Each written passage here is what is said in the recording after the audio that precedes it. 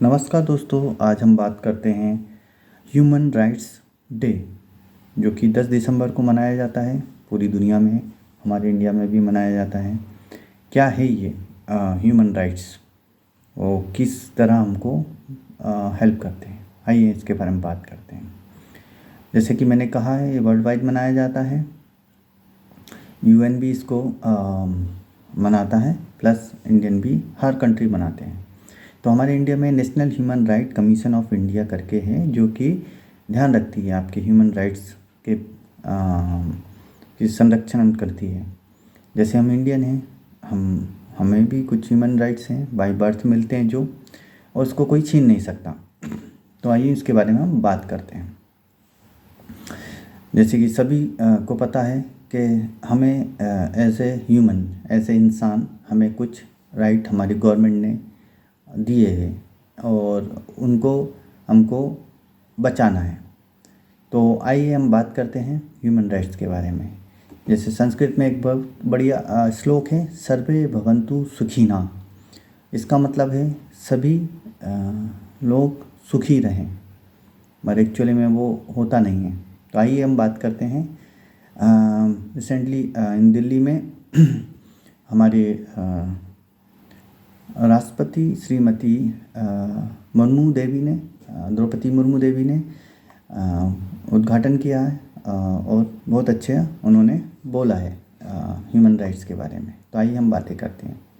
जैसे कि आपने देखा अभी फ़ोटो में, श्रीमती द्रौपदी मुर्मू जी जो राष्ट्रीय मानव अधिकार आयोग द्वारा आयोजित मानवाधिकार दिवस समारोह में शामिल हुई और राष्ट्रपति जी ने कहा, मानवाधिकार दिवस पर हमें न्याय, समानता और गरिमा के मूल्यों के प्रति सामूहिक प्रतिबद्धता दोहरानी है चाहिए, जो हमारे राष्ट्र को परिभाषित करें। तो कितना अच्छा कहा है उन्होंने। और ध्यान रखिए, ये जीके का भी क्वेश्चन हो सकता है कि 10 दिसंबर 2024 में मनाया गया इसको, और हर साल 10 दिसंबर को ह्यूमन राइट्स मानवाधिकार दिवस मनाया जाता है। तो इसको ध्यान रखिएगा। तो हमारे राष्ट्रपति जी ने कहा कि भारत ने अपनी 5000 वर्ष से भी अधिक पुरानी सभ्यता विरासत के साथ संजोए कर रखी हुई है। उसमें हमने सहानुभूति, करुणा और समर्पणपूर्णता, समुदाय में व्यक्तियों को आपस को जोड़ के रखा गया है। इन मूल्यों पर ध्यान दिया गया है। उन्होंने काफ़ी कुछ कहा है, इसमें मानवाधिकारों को सुरक्षित रखने को भी कहा गया है। तो आइए बात करते हैं, क्या हैं human rights, what are the human right for human. जैसे ह्यूमन हमें, तो हमारे क्या क्या अधिकार हैं।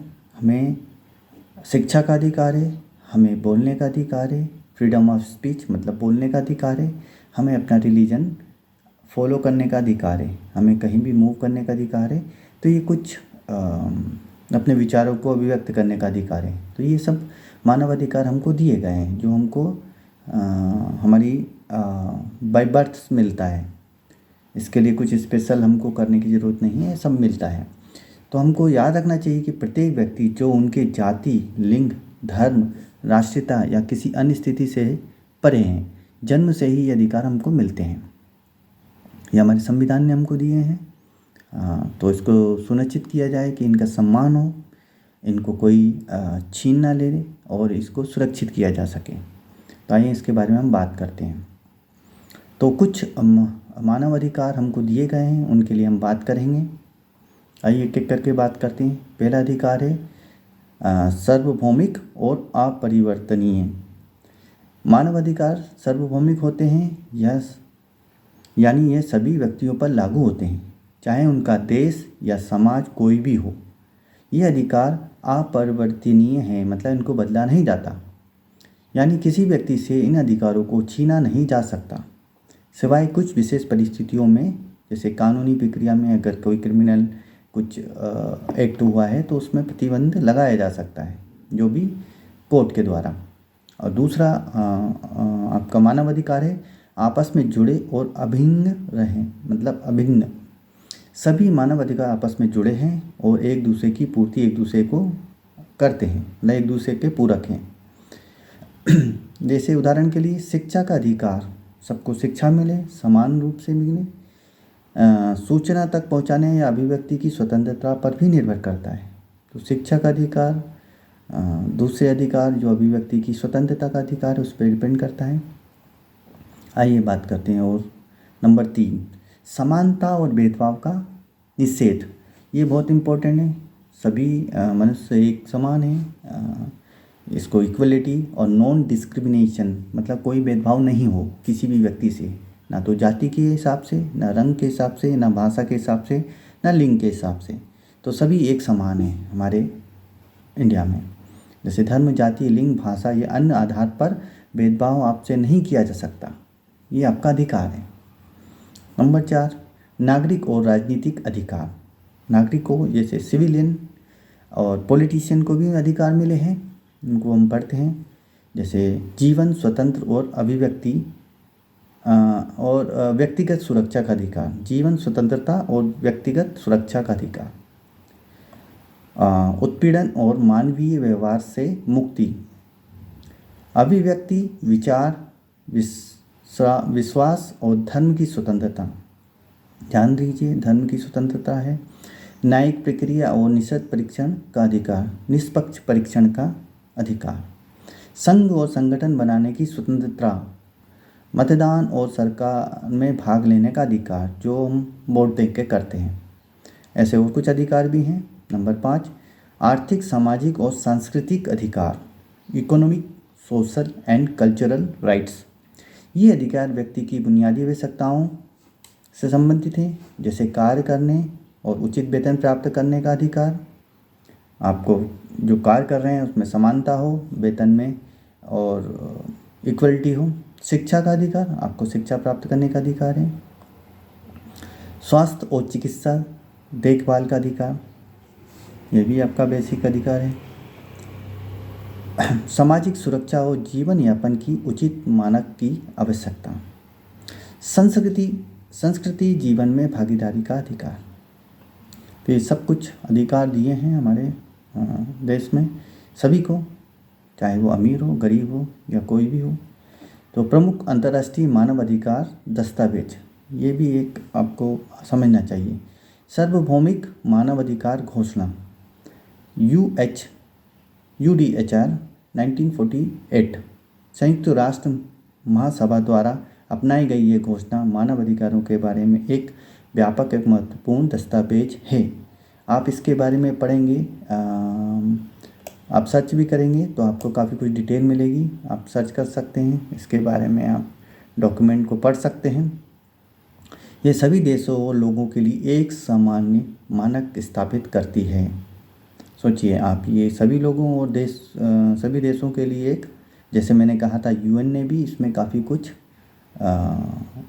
ध्यान रखा है। तो ये सब उसी के UN और US और UK और यूकेन से सारी कंट्रीज़ का मिला जुला ड्राफ्ट नियम कानून है।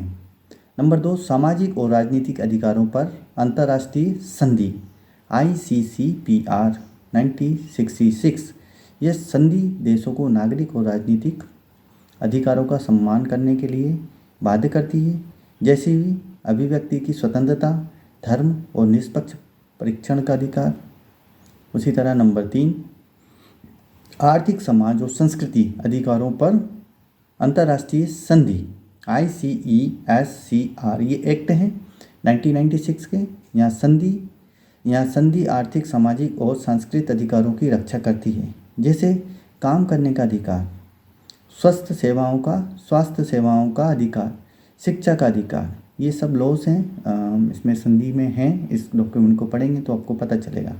नंबर 4, जातिवाद के सभी रूपों की समाप्ति पर संधि CERD 1965। महिला अधिकारों की समाप्ति पर संधि,